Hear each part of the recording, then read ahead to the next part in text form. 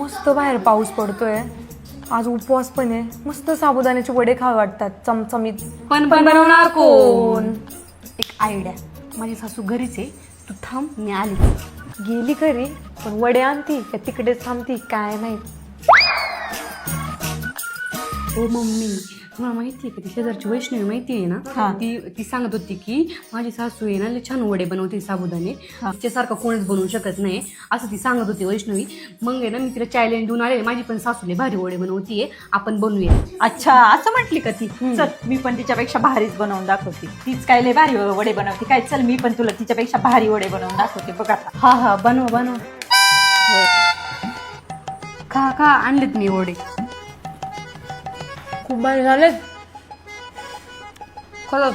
एक नंबर. छान आहेत ना? एक नंबर. डेटाळी केलं का नाही तुझं काम? म्हटलं होतं का नाही तुझ्या सासूपेक्षा माझी सासू भारी वडे बनवते. किती बोलायची ग माझी सून. अजून आणू का वडे? हो हो, आनंद. बरं ठीक आहे, आणते. हा